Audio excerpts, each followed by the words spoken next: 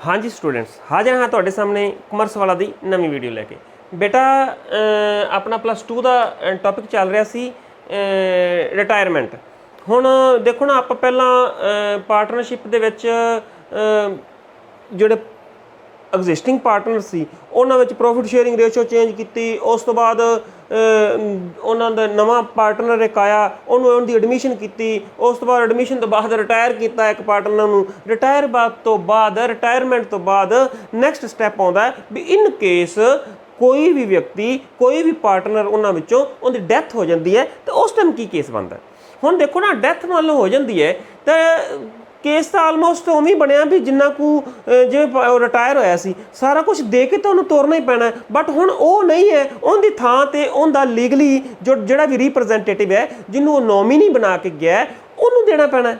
वो जो जिन्होंने नॉमिनी बना के जाता है, मतलब बनया तो पहले ही होंदा नॉमिनी। जिहड़ा नॉमिनी व्यक्ति है उन्होंने अपनी अकाउंटिंग की भाषा में एग्जीक्यूटर कहते हैं। की कहते हैं?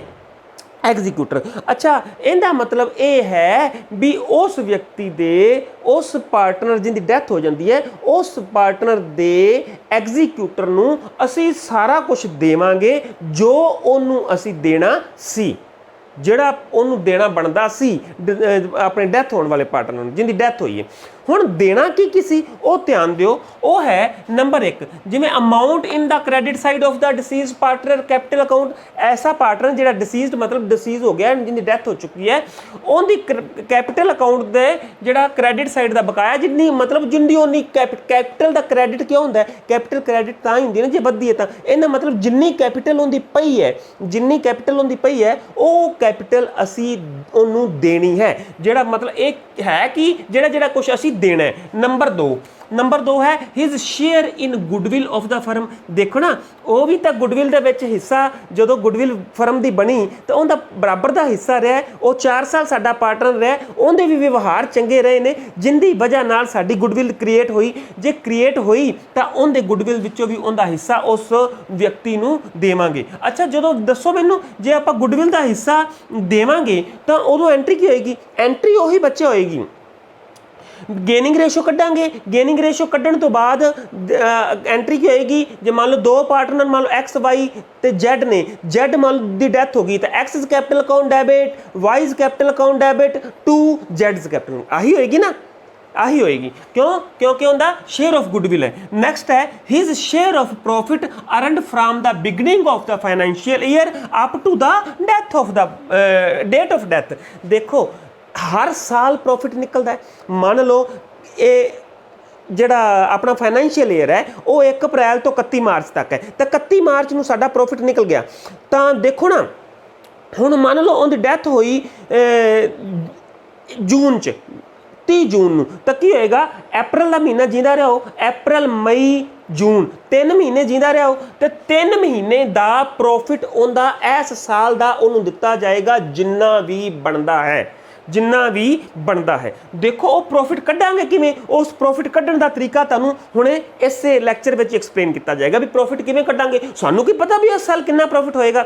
वो प्रॉफिट बच्चे एक तरह का हुण इहदे विच एंट्री की होएगी? एंट्री ये होएगी भी जिहड़ा प्रॉफिट उन्होंने दे के तोरना है तो profit and loss suspense account debit to profit and loss, note करो, profit and loss suspense account debit to deceased partner capital account. उनकी कैपिटल उन्हें नाल वधा देंगे। हुण तुसीं मैनूं क्वेश्चन कर सकते हो भी सर इत्थे प्रॉफिट एंड लॉस अकाउंट क्यों नहीं आया ते profit and loss suspense account क्यों आया? बेटा सस्पेंस का मतलब की है? देखो ना, आप सीरियल वेखने आप कहने इहदे च कोई सस्पेंस है ही नहीं, सस्पेंस नहीं है। सस्पेंस का मतलब होंदा है अनसर्टनटी का पता ना लगना, है ना। हुण देखो ना, जिवें इस साल का प्रॉफिट है, हुण इस साल का प्रॉफिट जे तो एग्जैक्ट प्रॉफिट होएगा तो प्रॉफिट एंड लॉस अकाउंट होएगा है, पर जे एग्जैक्ट सानूं पता ही नहीं है भी कितना निकलना है। हुण 3 महीनों का असीं कैलकुलेट किवें करांगे भी साडा पिछला प्रॉफिट कितना रहा है? वो उनके हिसाब नाल कैलकुलेट कर लांगे जां on the basis of profit time जां on the basis of sale के हिसाब नाल कैलकुलेट करांगे भी जिवें साडा पिछले साल इन्नी सेल होई सी ते इन्ना प्रॉफिट होया सी, इस 3 महीनों च साडी इन्नी सेल होएगी तो इन्ना प्रॉफिट होएगा। मान लो 3 महीनों चों 3 महीने बाद उनकी डेथ हुंदी है तां ओके। तां इस चीज़ नूं की कहंदे ने? सस्पेंस। सस्पेंस ही हो गया ना भी सानूं पता तो है नहीं भी इस साल प्रॉफिट कितना होना है। अच्छा, उस प्रॉफिट का मतलब 3 महीनों का हिस्सा भी असी उन्होंने दे के तोरना है, तो ही एंट्री की जाएगी profit and loss suspense account debit to deceased partners capital account. Okay, next है बच्चे his share of gain on revaluation of assets. हुण उनका भी तो हक बनता सी। हुण जदों 3 महीनों तक जिन्नी देर वो जींदा रहा, वो 1 अप्रैल तो लैके जून तक जिन्नी देर वो जींदा रहा, उन्नी देर में जिन्ने भी एसेट वधे है या घटे है या लाइबिलिटीज कोई प्रॉब्लम आई है, तो उन्हों का वाधा घाटे का भी हिस्सा जे आपां उन्होंने देना बनता है, उनके एग्जीक्यूटर नूं तां देवांगे, जे उनके कोलों लैना बनता है तो उनकी कैपिटल ही उन्नी डिक्रीज कर देंगे, तो बाकी सारा कुछ उन्होंने दे देंगे। ओके ना। नेक्स्ट है बच्चे, नेक्स्ट है his share of accumulated profit and reserves. जे कोई पुराने साडे कोल प्रॉफिट पे है या रिजर्व पे है, वो रिजर्व बनाए किन्ने सी, रिजर्व असी 3-4 ने रल के बनाए सी, जे विचों एक दी डेथ हो जाती है तो जेड़ा रिजर्व विच उनका हिस्सा है वो उस व्यक्ति नूं दिता जाएगा। ठीक है ना। फिर इत्थे एंट्री की होएगी, वेखो रिजर्व अकाउंट डेबिट या accumulated profit account debit to deceased partners capital account. लिख लो टू डिसीज पार्टनर्स कैपिटल, क्योंकि जिन्ना भी रिजर्व है उनकी कैपिटल नूं वधाई जाना है, बस जदों वधेगी कैपिटल तक क्रेडिट होएगी। रिजर्व है तो reserve account debit to deceased partners capital account. जे कोई मतलब उनदे विच आ प्रॉफिट है, सस्पेंस अकाउंट दा profit and loss suspense account debit to deceased partners capital account. जे कोई इंटरेस्ट ऑन कैपिटल है तो interest on capital debit to deceased partners capital account. मतलब हरेक चीज़ उनकी कैपिटल दे विच पाई जानी है, तो एंड ते कैपिटल जिहड़ा अकाउंट का जिहड़ा बैलेंस है वो चक के उनके एग्जीक्यूटर नूं दे देना। ओके, हुण नेक्स्ट है इंटरेस्ट ऑन कैपिटल, जिहड़ा कि मैं तुहानूं पहलां दस चुकिया। इंटरेस्ट जे कोई दित्ती जानी सी, जिहड़ी उन्हें कैपिटल लगाई सी, मान लो कम फर्म है, फर्म ने उनकी कैपिटल ते ब्याज देनी है, ਤਾਂ ਉਹ ਵੀ ਉਸੇ ਤਰ੍ਹਾਂ ਹੀ ਉਹਦੀ ਕੈਪੀਟਲ ਦੇ ਵਿੱਚ ਐਡ ਕਰ ਦਿੱਤੀ ਜਾਏਗੀ। ਤਾਂ interest on capital account debit to deceased partners capital account. Next ਹੈ ਬੱਚੇ his salary and commission up to the date of death. ਅੱਛਾ, ਜੇ ਉਹਦੀ ਸੈਲਰੀ ਜੋ ਕੋਈ ਸਾਨੂੰ ਡਿਊ ਹੈਗੀ ਹੈ, ਮੰਨ ਲਓ ਕੋਈ ਸੈਲਰੀ ਉਹਨੂੰ ਦੇਣੀ ਸੀ ਜਾਂ ਕੋਈ ਉਹਨੂੰ ਕਮਿਸ਼ਨ ਦੇਣਾ ਸੀ, ਤਾਂ ਫਿਰ ਵੀ ਉਹੀ ਐਂਟਰੀ ਹੋਏਗੀ ਕਿ ਉਹਦੀ ਸੈਲਰੀ ਜਿਹੜੀ ਹੈ ਜਾਂ ਕਮਿਸ਼ਨ ਡੈਬਿਟ ਕਰਕੇ ਨਾਲ ਦੀ ਨਾਲ ਉਹਦੀ ਵਧਾ ਦਿਓ। ਕੀ ਵਧਾ ਦਿਓ? ਉਹਦੀ कैपिटल बता दो। बट बच्चे इस चीज़ का ध्यान रखना है भी इहदा इंटरस्ट होया तो या फिर सैलरी या कमीशन होया, ये उदों ही उन्होंने दिता जाएगा जे पार्टनरशिप डीड दे विच लिखिया होएगा। जे पार्टनरशिप डीड च नहीं लिखिया तो फिर उन्होंने देना ही नहीं, क्योंकि तुहानूं मैं पहले लैक्चर में दस चुकिया, जे पार्टनरशिप डीड में कुछ नहीं लिखिया तो कुछ भी लैण का हकदार नहीं है। जे लिखिया किन्ने परसेंट इंटरस्ट है वो भी लिखिया तो उन्होंने आपां उन्ने परसेंट इंटरस्ट ही देवांगे। ओके, नेक्स्ट है बेटा advance of loan given by firm by him to the firm. मान लो उस व्यक्ति ने फर्म नूं कोई लोन दिता होया है, मान लो कोई लोन दिता होया है, तो वो लोन भी तो उन्होंने वापस करांगे, क्योंकि फर्म की ड्यूटी है भी वो जो लोन उनके को लिया सी वो भी उनके एग्जीक्यूटर नूं वापस करेगी विद इंटरस्ट। जे इंटरस्ट भी उनके ते है तो विद इंटरस्ट उन्होंने लोन जो वापस किया जाएगा। ओके, अच्छा बच्चे नेक्स्ट है amount which are debited to the capital. जे ऐसियां अमाउंट्स भी होंदियां ने जिहड़ियां उहदियां कैपिटल नूं घटाउंदियां ने। हुण ओह किहड़ियां होणगीਆਂ? हुण ध्यान दिओ, जे तां उहने वेखो ना, जे तां लोन दिता है ना, जे तो लोन दिता है तो फर्म की ड्यूटी है उन्होंने लोन देन दी। जे मान लो उन्हें लोन लिया होया सी तो उनकी कैपिटल विच डिक्रीज कर देंगे। आ देखो ना, एडवांस और loan taken by him from the firm. जे उन्हें फर्म को लोन लिया होया सी वो उनदे विचों उनकी कैपिटल नूं घटा देंगे, उन्नी उनकी कैपिटल घटा देंगे। या हिज ड्राइंग्स, ਜਾਂ जो उन्हें कोई ड्राइंग्स कीतियां ने, या इंटरस्ट ऑन ड्राइंग्स। ड्राइंग्स का मतलब जो पैसा आदे परसनल यूज वास्ते मान लो कढ़ के लै गया सी तो वह भी उनकी कैपिटल दे विचों घटा दित्तियां जाएंगी। नैक्सट है his share of loss of revaluation. ते मान लो जो प्रॉफिट है तो वह ऐड उनकी कैपिटल क्रेडिट हो जानी सी, जो रीवैल्यूएशन ते लॉस है तो उनकी कैपिटल डेबिट हो जाएगी। नैक्सट है बच्चे his share of loss if any. तो जो कोई होर लॉस होंदा है तो फिर वो लॉस भी उनकी कैपिटल विचों डेबिट किया जाएगा। हुण इत्थे एक क्वेश्चन आउंदा है, इत्थे क्वेश्चन एक क्रिएट होंदा है भी सर ये जिहड़ा होएगा प्रॉफिट जिहड़ा है वो किवें कैलकुलेट करांगे? सस्पेंस है ना साडा profit and loss suspense account. हुण प्रॉफिट जिहड़ा कैलकुलेट करन दे दो तरीके है, ठीक है ना, on the basis of time ते on the basis of sale. वो देखो किवें हाँ जी बच्चों, देखो है ऑन द टाइम बेस ਵਿੱਚ ਵੇਖੋ ਵੀ ਔਨ ਪ੍ਰੀਵੀਅਸ ਈਅਰ ਪ੍ਰੋਫਿਟ। ਹੁਣ ਵੇਖਦੇ ਆ ਆਪਾਂ ਟਾਈਮ ਬੇਸ ਦੇ ਵਿੱਚ ਇਹ ਵੇਖ ਸਕਨੇ ਆ ਵੀ ਪਿਛਲੇ ਸਾਲ ਸਾਡਾ ਪ੍ਰੋਫਿਟ ਕਿੰਨਾ ਹੋਇਆ ਸੀ, ਉਹਦੇ ਅਕੋਰਡਿੰਗ ਅਸੀਂ ਕੱਢ ਲੈਨੇ ਆ ਵੀ ਇਸ ਸਾਲ ਕਿੰਨਾ ਹੋਵੇਗਾ।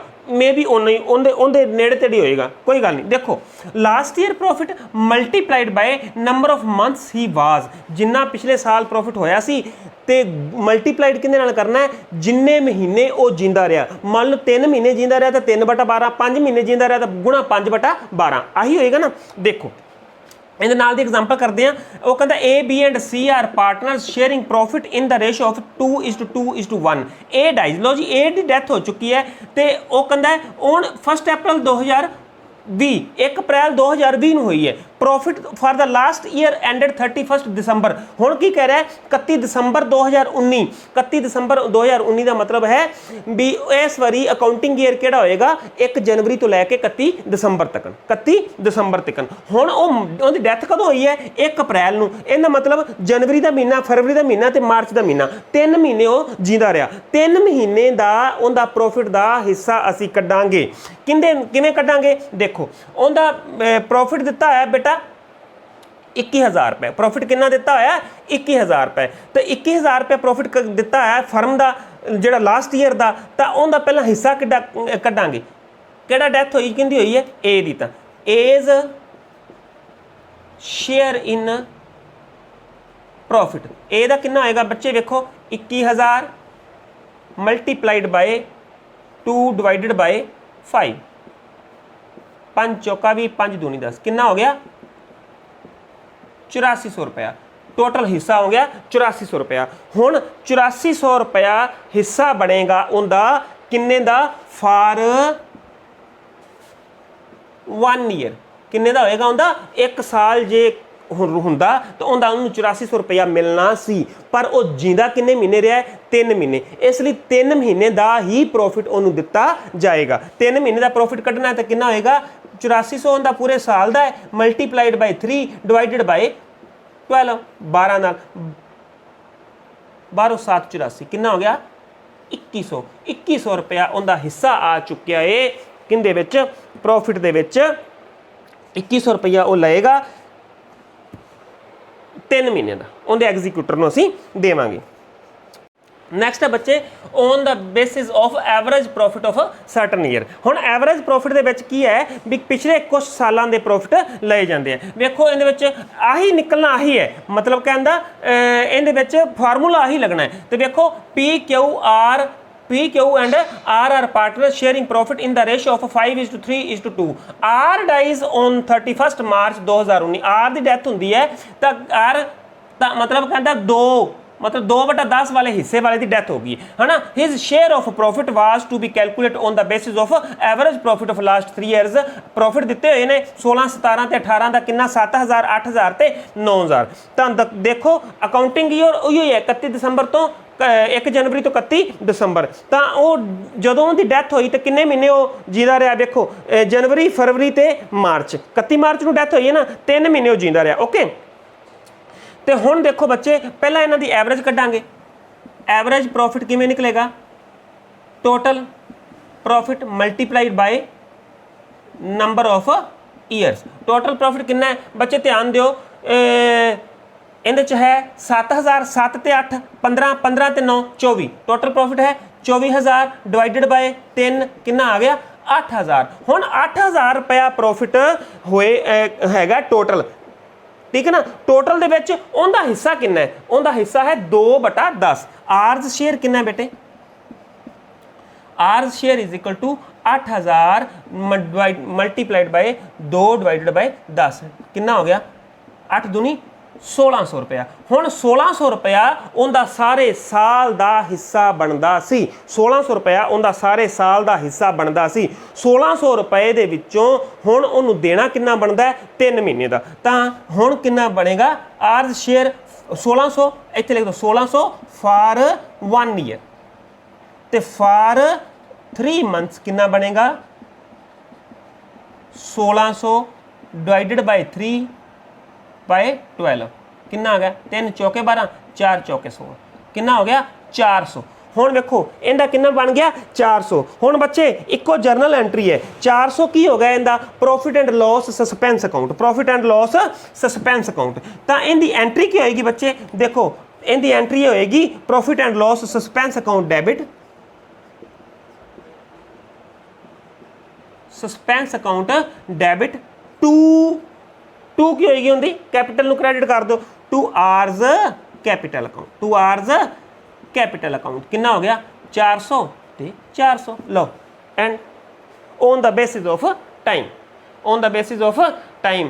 ਹੁਣ ਨੈਕਸਟ ਆਪਾਂ ਕਰਾਂਗੇ ਨੈਕਸਟ ਲੈਕਚਰ ਦੇ ਵਿੱਚ on the basis of sale. Okay, ਹੁਣ ਬੱਚੇ ਜੇ ਤੁਹਾਨੂੰ ਲੈਕਚਰ ਦੀ ਸਮਝ ਆਈ ਹੈ ਤਾਂ ਲਾਈਕ ਕਰੋ, ਕਮੈਂਟ ਕਰੋ, ਮੈਕਸਿਮਮ ਮੈਨੂੰ ਸ਼ੇਅਰ ਕਰੋ ਤੇ ਜਿਨ੍ਹਾਂ ਨੇ ਅਜੇ ਵੀ ਚੈਨਲ ਸਬਸਕ੍ਰਾਈਬ ਨਹੀਂ ਕੀਤਾ ਉਹ ਚੈਨਲ ਨੂੰ ਸਬਸਕ੍ਰਾਈਬ ਕਰੋ। Okay, thank you.